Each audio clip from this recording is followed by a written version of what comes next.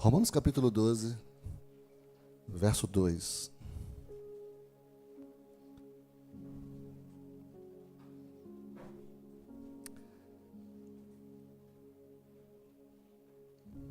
Vocês estão bem? Mas se não tiver também, está tudo bem.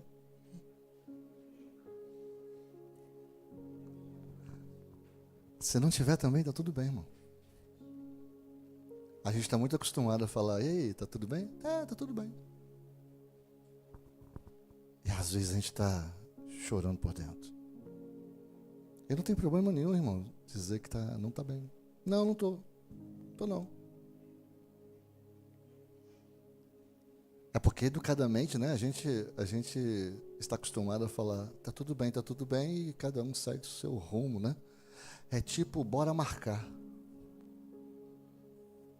Quando falou bora marcar, significa o quê? Que não vai marcar.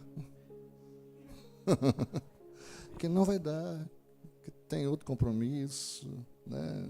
E assim. Hoje eu quero falar sobre renovação de mente, irmão.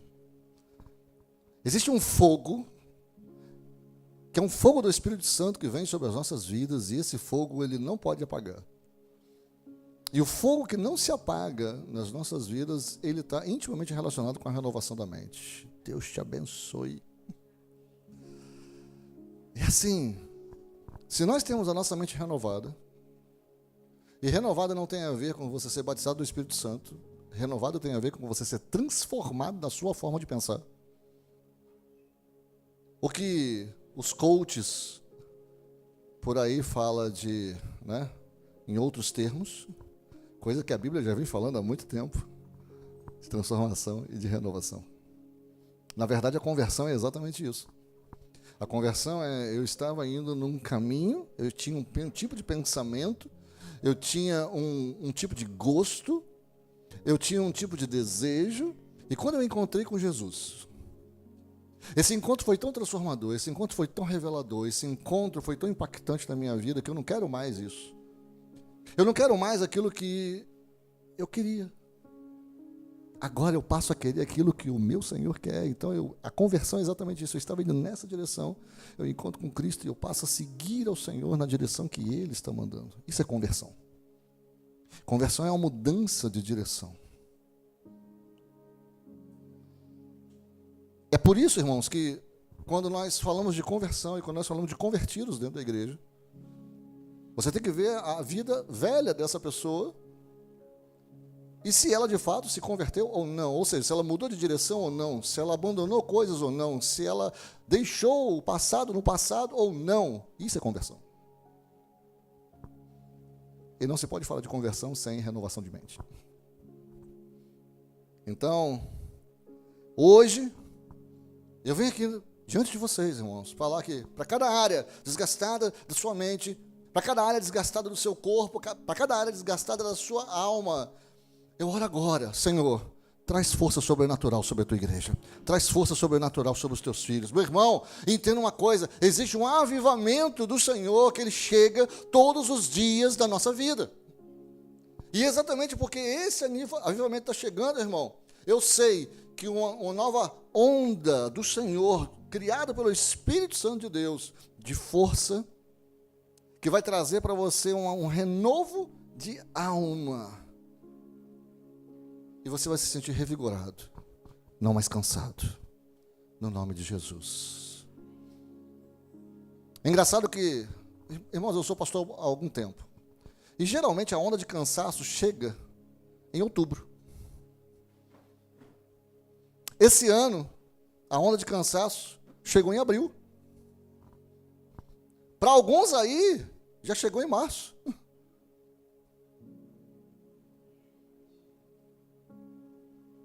Estou falando alguma bobagem?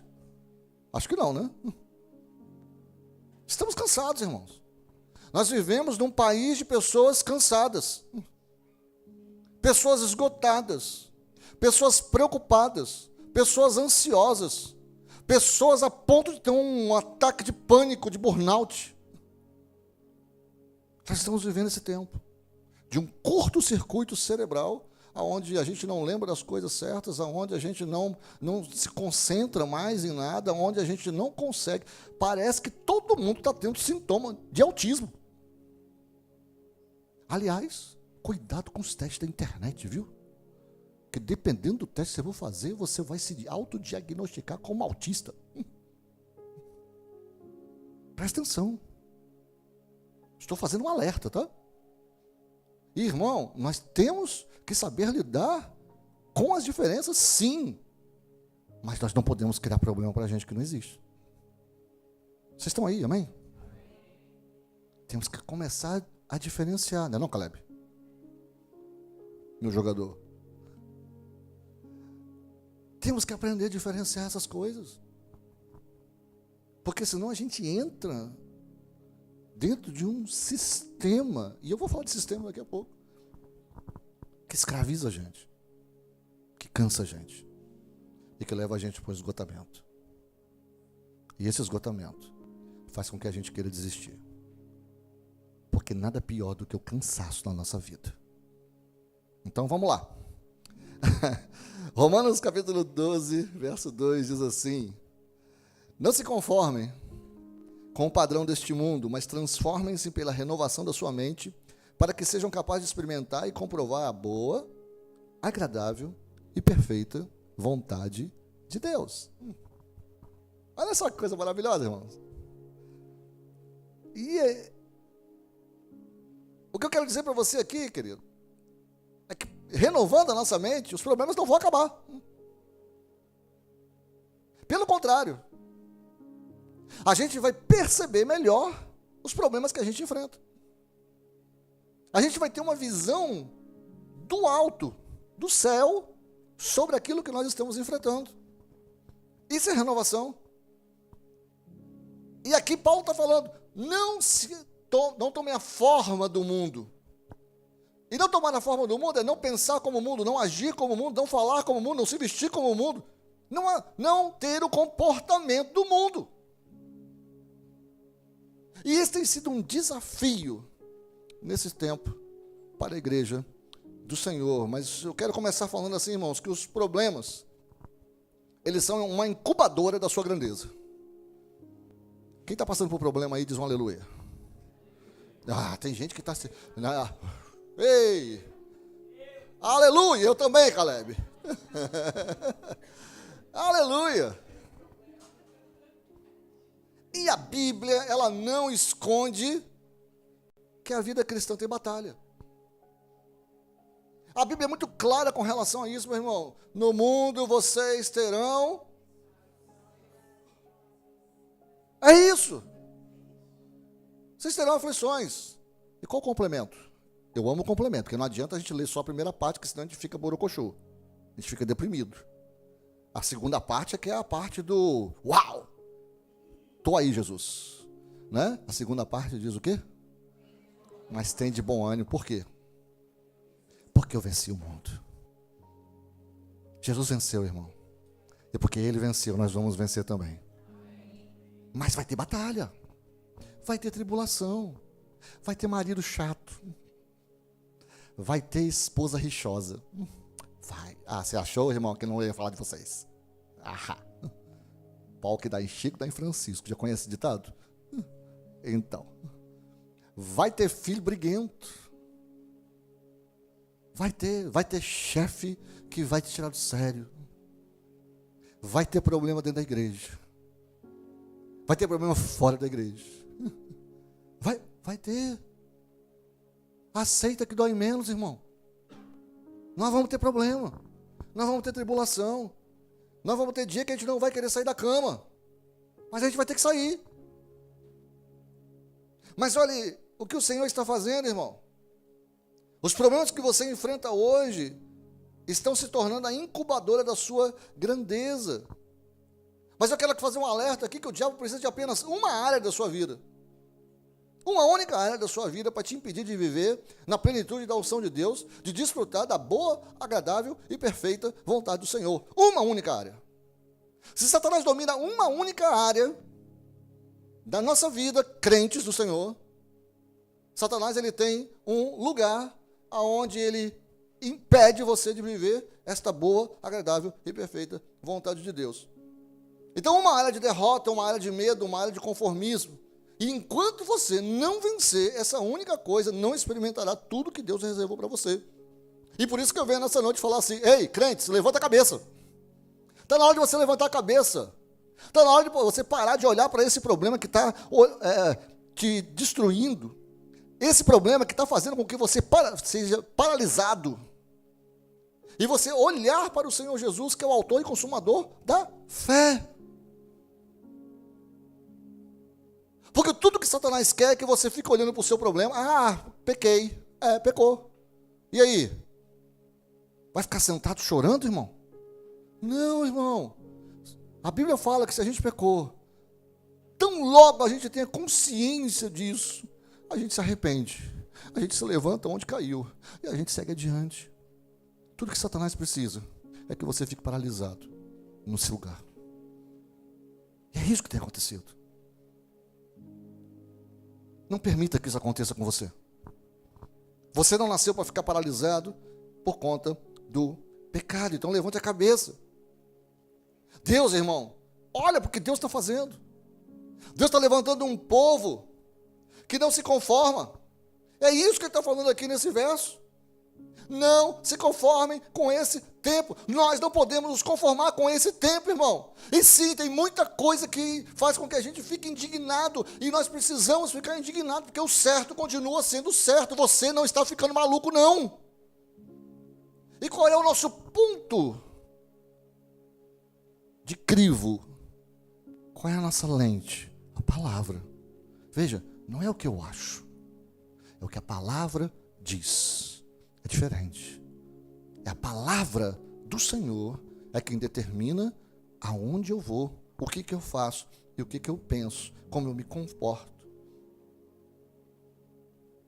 É um povo que diz: eu vou vencer tudo que me impede de manifestar a glória de Deus. Filipenses 4,13, irmãos.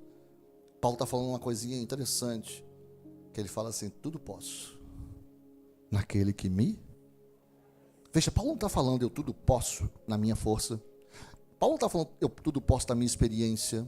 Paulo não está falando eu tudo posso porque eu tenho recursos. Paulo está falando eu tudo posso no meu Cristo que me fortalece. Então, na hora da sua fraqueza, quando você estiver caído, quando você estiver ralado o nariz, entenda o seguinte: meu irmão e minha irmã, levanta do lugar onde você está e se arrependa e volta para o caminho do Senhor o mais rápido possível. Porque Satanás está contando que você desista. Sabe qual a única força que Satanás tem?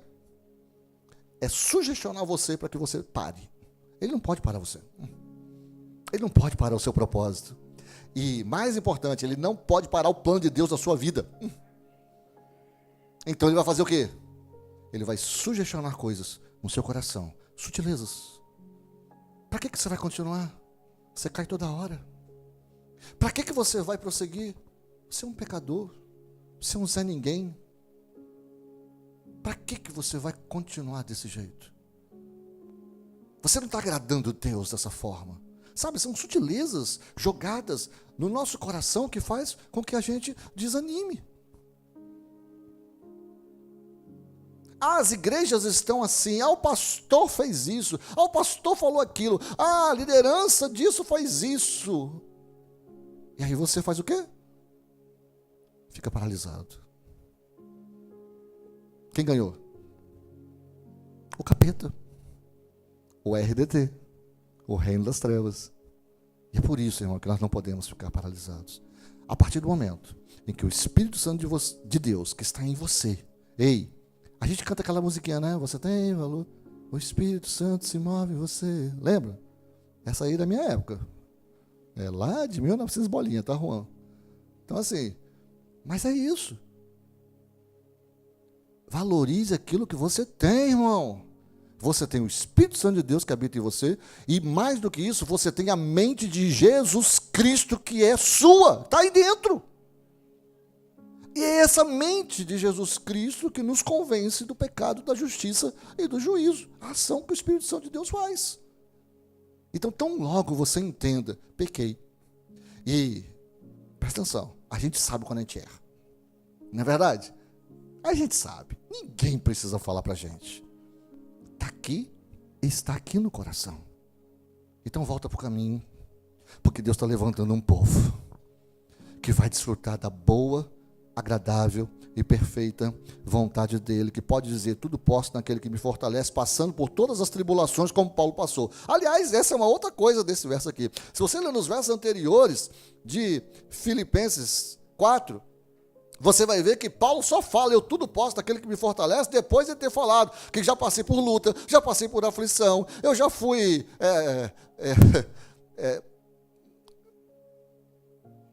chicoteado, né? É chicoteado? Açoitado. Açoitado com vara, açoitado com chicote. Já me apedrejaram. Eu já fui vítima de naufrágio, eu já fui vítima de ladrão, de salteador, perigo de noite, perigo de dia, perigo dormindo, perigo acordado. Aí ele fala, eu tudo posso, naquele que me fortalece. Que nós possamos, irmãos, entender que por mais tribulações que nós passemos, nós também poderemos falar como o apóstolo Paulo, eu tudo posso, naquele que me fortalece. Amém? Vocês estão aí? Amém? Então, vamos lá. 1.2 aqui que eu quero conversar com vocês, se for ponto 1. 1.2 que eu quero conversar com vocês é que a maioria dos cristãos não fracassa por odiar a Deus. Ele fracassa por nunca aprender a pensar. Porque a Bíblia, irmão, ela nunca separa a fé do pensamento.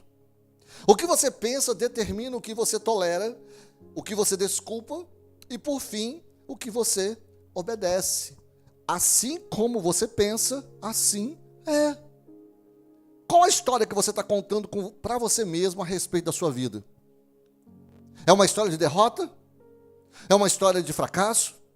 Ou é uma história de fé e uma história de dependência de Deus? Qual a história que você conta para você quando você está sozinho? Pastor, que história é essa? Não estou entendendo. Eu não conto história nenhuma para mim. Conta. Os seus pensamentos, a forma como você pensa, a forma como você raciocina, a forma como você entende como as pessoas agem com você. São histórias que nós contamos para nós mesmos.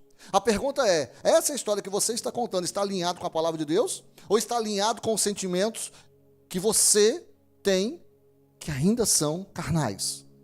Não é transformado. Ainda são pensamentos que estão lá atrás. Então assim, irmãos, Deus e a Bíblia nunca separa a fé do pensamento. Paulo não estava brincando quando ele escreveu Filipenses 2,5. Olha só. Filipenses 2,5 fala assim, sejam humildes, tendo o mesmo modo de pensar que Cristo Jesus teve. E algumas palavras estão dizendo a mesma atitude. Na versão revista atualizada está dizendo o mesmo sentimento de Cristo Jesus. O que Paulo está querendo falar aqui? Que a mente de Cristo não era emotiva, irmão, fraca ou influenciada pela cultura. Mas a mente de Cristo, ela é perspicaz, discernente, disciplinada e 100% submetida à verdade. Jesus não negociava com erro, irmão. Ele não reagia pela pressão, ele não vivia pela opinião dos outros. E hoje parece que tudo que nós fazemos está baseado na opinião alheia. O que o outro vai pensar? O que vão dizer de mim? Vou ter like ou dislike? E a gente não vive aquilo que Deus quer para nós, porque nós estamos pensando no que o outro vai dizer. E hoje o cristianismo moderno, irmão, ele produziu crentes que amam a Jesus. Sim, crentes que amam e que amam profundamente a Jesus, mas que pensam como o mundo. Crentes que citam as Escrituras, mas raciocinam carnalmente. Crentes que falam de fé, mas vivem com medo. Crentes que falam de graça, mas são governados por sentimentos. Meu irmão, minha irmã, o que eu posso falar para você é que não se pode viver como Cristo e ter o mesmo pensamento de Adão. Não dá. nós precisamos ver como Cristo.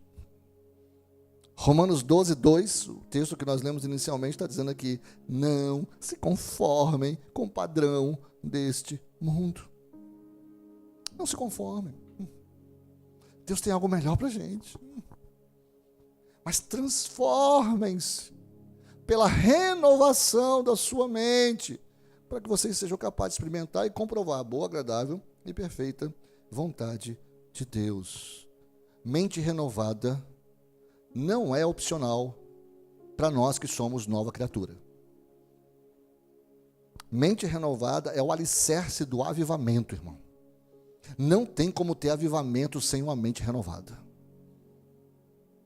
Avivamento é quando eu experimento algo novo na minha vida. É quando eu sou renovado por Deus. E às vezes coisas que eu já sei, mas que Deus me mostra de uma outra forma. Eu gosto sempre de falar dessa forma, irmãos. Para o pessoal mais novo, eles vão entender. Mas se eu entendo, eu acho que todo mundo aqui vai entender. Pela minha idade. Mas quando a gente faz um jogo, videogame. Na minha época era videogame. Você tem fase 1, fase 2. Eu não sei se hoje é assim ainda, tá, galera? Mas tinha fase 1, fase 2, fase 3. Era o mesmo jogo. Só que o nível de dificuldade subia. É assim com a gente.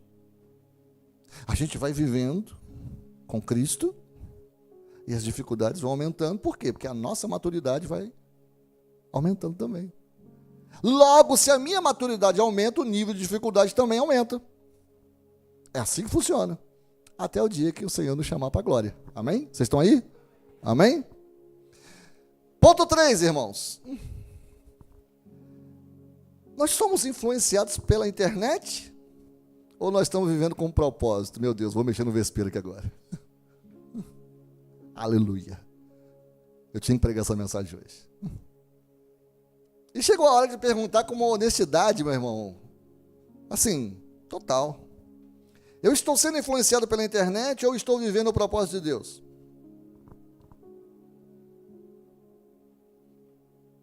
Quem é que está influenciando a minha forma de pensar? É o algoritmo ou é a Bíblia? Não, pastor, o algoritmo não influencia a minha forma de pensar. É mesmo? Vamos conversar sobre isso um pouquinho. Vou começar falando só uma coisinha. Quando você está procurando alguma coisa e você fala alguma coisa, né, Dudinha? Tentando mudar o algoritmo do telefone do pastor para comprar uma câmera nova, por exemplo. Mas, quem será que fez isso? Quando você está procurando alguma coisa, você fala, o algoritmo entende, porque vocês podem ter certeza que as inteligências artificiais estão olhando tudo que eu estou falando aqui. A minha já se manifestou aqui algumas vezes, inclusive. Aí daqui a pouco, quando a gente sai daqui, o que aparece? Olha, aquilo que eu estava querendo. Como?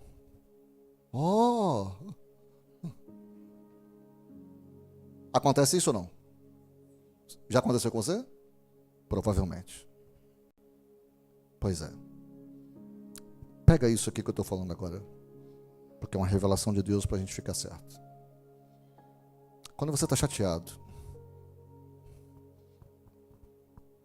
você falou alguma coisa e começa a aparecer na sua timeline um monte de gente falando de coisas tipo: larga ele, você merece coisa melhor, você tem que se autopreservar. Olha, amor próprio, se respeita, e respeita primeiro a si mesmo. E aí você vai olhando aquilo, e aquilo vai introjetando pensamentos dentro de sua cabeça. E é verdade, irmãos, porque assim como a gente pensa, assim é. Veja, o seu sentimento está moldando a sua forma de pensar, e a sua forma de pensar molda a sua forma de agir. Isso é psicologia básica. Para quem não sabe, meu nome é Flávio Augusto, eu sou pastor dessa igreja, também sou psicólogo, e a gente está militando nessa área há um bom tempo. E hoje, Deus me deu essa mensagem, porque eu precisava falar isso diretamente para você, porque isso foi uma revelação que o Senhor me deu essa semana a respeito de como nós estamos sendo, às vezes não, muitas vezes, manipulados da nossa forma de pensar, achando que é nosso, quando não é. Então vamos lá. Você, meu irmão, está pensando uma coisa, e você acha assim, é verdade, meu sentimento agora aqui, puxa vida, eu preciso de fato me valorizar.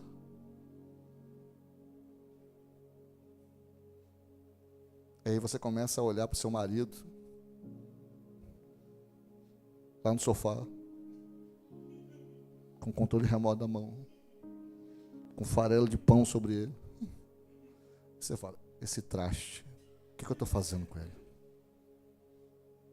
Eu estou dando um exemplo até caricato, tá, gente? É legal a gente pensar dessa forma, mas isso é só um exemplo caricato, ok? Vocês transferem para a realidade de vocês. Beleza? Tá bom?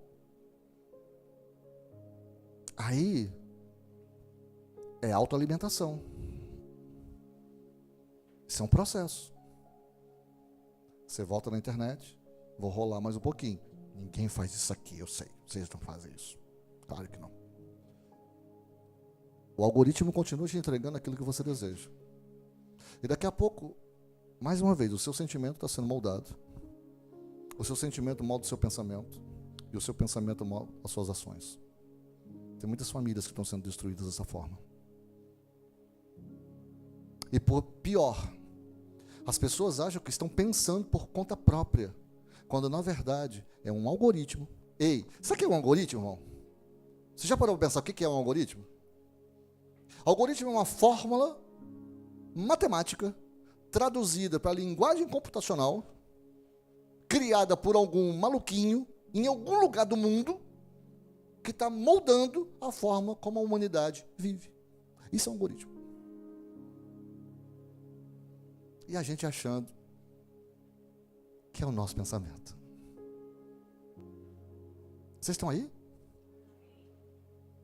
Ficou um silêncio reflexivo agora? Eu adoro isso, amo isso. Porque eu sei que a palavra de Deus está chegando a você. A verdade está sendo revelada. Eu sei disso. Tem muito sentimento, irmão, que não é nosso, não tem nada a ver com a gente, mas que está moldando o nosso comportamento e fazendo com que a gente faça coisas que a gente não deveria fazer, achando que é a gente que está pensando isso, quando é outra pessoa. E aí, esquece a pessoa, que a nossa luta não é contra a carne, nem contra sangue, mas contra os principados e potestades das regiões celestiais. Então o reino das trevas está governando, muitas vezes, as ações da humanidade, sugerindo coisas, quando a gente pensa que é o nosso pensamento, mas não tem nada a ver com a gente.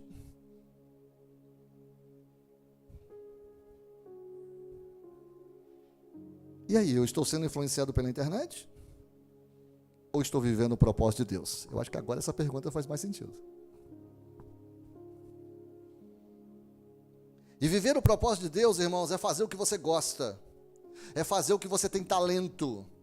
E principalmente o que Deus chamou você para fazer, mesmo que ninguém curta, mesmo que ninguém comente, e mesmo que ninguém compartilhe isso. E vitória, na verdade, irmão, não é um espetáculo de rede social. Você quer saber o que é, na maioria das vezes, para nós, vencer é simplesmente comer direito. Sério. E comer direito aqui não é comer saudável. É comer de acordo com a sua necessidade. Eu chego qualquer dia nesse negócio de comer saudável, vida fitness, tá? Vou chegar nisso. Mas isso fica para uma outra coisa, que está dentro desse mesmo contexto que eu acabei de falar aqui. O que é saúde? Precisamos pensar. Porque isso que está acontecendo por aí nas academias, isso está acontecendo por aí em Camburi, aqui, essas correrias todas, e eu faço parte, eu corro, gente.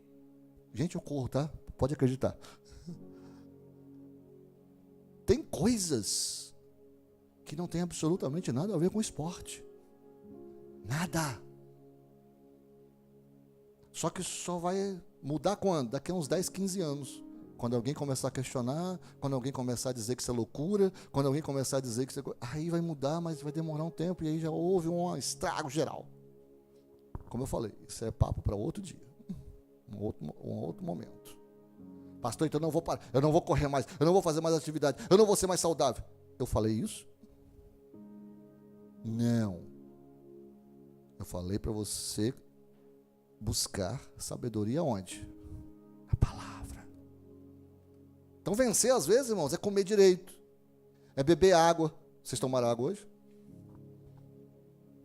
Ó. Aleluia. Tomou água? Tomou água?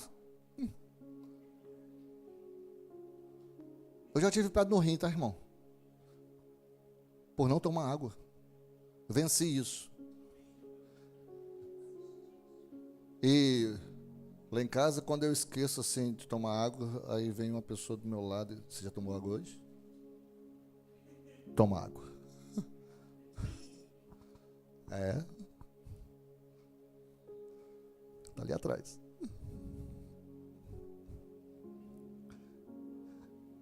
Eu não vou fazer coraçãozinho não, porque senão eu viro meme. Viro figurinha, não pode. Às vezes, irmãos, vencer é comer direito, beber água, mexer o corpo, ter um trabalho honesto, voltar para casa, botar a cabeça no travesseiro e dormir com tranquilidade no coração. Isso é vencer. Você quer ver uma coisa que é vencer? Querer estar em casa. Pastor, mas o que eu mais quero é estar em casa. Que bom, irmão, porque tem gente que não quer estar em casa, porque não tem paz. Vocês estão aí?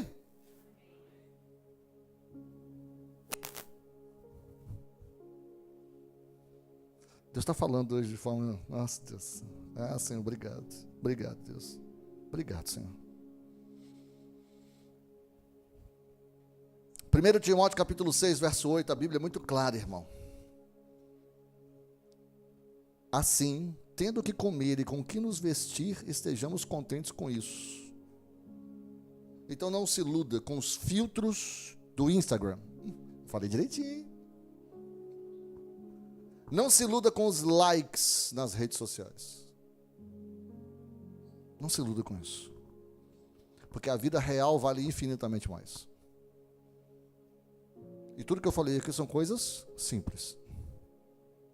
Comer bem, tomar água, dormir em paz, gostar de ficar em casa. Tudo coisa simples, corriqueira, mas que são tesouros que muitas vezes nós não valorizamos.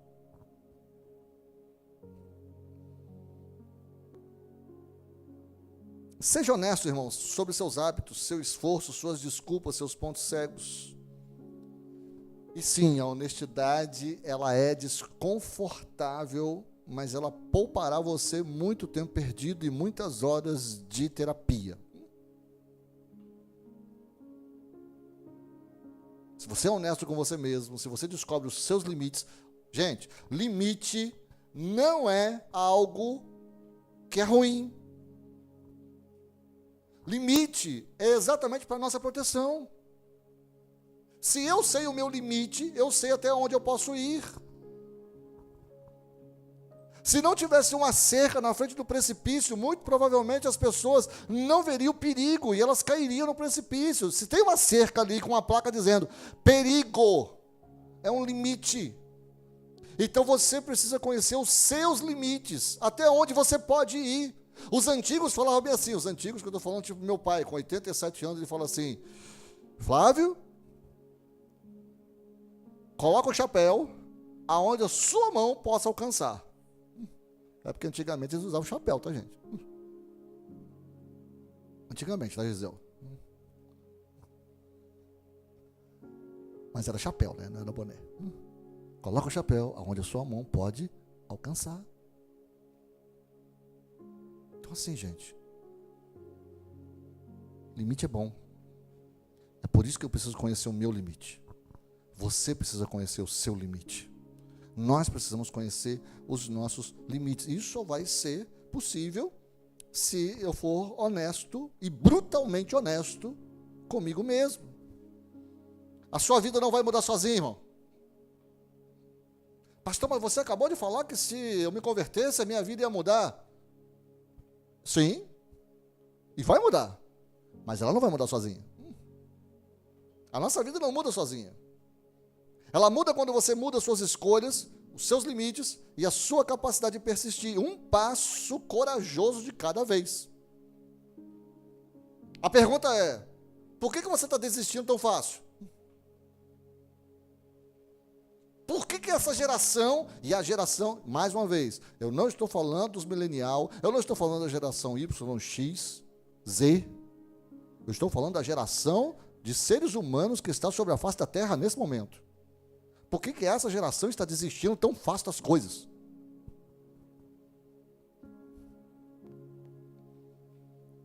Porque está se sentindo sozinho. E você não está sozinho, irmão. O Espírito Santo de Deus se move em você.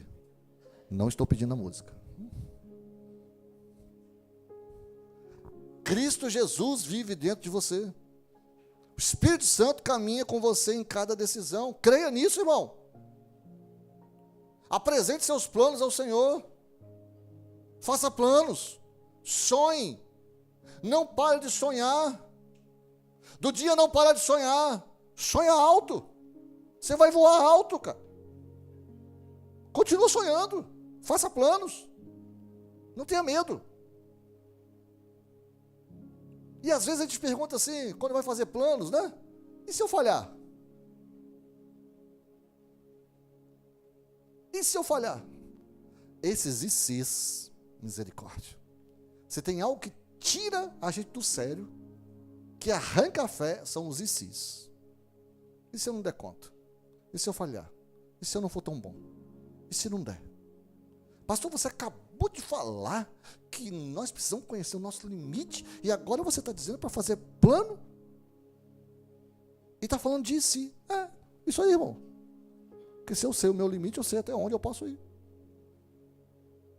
Mas eu não posso deixar de ir. Eu preciso continuar. Eu preciso continuar me movendo. Eu preciso continuar em movimento. Eu preciso continuar seguindo adiante, irmão. E quando você começa a falar, e se eu falhar, eu vou responder assim, e se você ficar exatamente onde você está? Isso me aterroriza, irmão. O que me aterroriza não é eu falhar, porque eu vou falhar. Eu sou falho, eu sou imperfeito, eu sou limitado. Eu vou falhar, eu vou decepcionar. Eu vou decepcionar a mim mesmo, eu vou decepcionar a minha família, eu vou decepcionar o meu Deus. Isso é inerente do ser humano. Mas não é isso que me aterroriza. O que me aterroriza é, e se eu ficar parado no mesmo lugar? E se por medo do que está por vir, eu nunca experimentar o melhor de Deus, a boa, agradável e perfeita vontade de Deus, porque eu não me mexi. Eu não agi em fé. Eu não fui adiante. Eu fiquei paralisado de medo.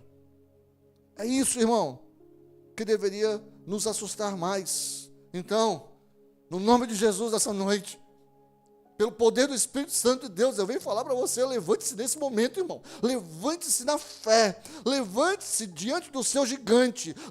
Levante-se diante do seu problema. Levante-se diante do desafio que se coloca para você. Renove a sua mente, vença essa área que ainda te prende, viva o propósito de Deus para você, coloque os seus dons em ação, coloque o seu talento em ação, mova-se na direção do propósito divino na sua vida. Então viva esse propósito, irmão, porque o avivamento ele não começa aqui no púlpito, o avivamento começa na sua mente renovada e transformada.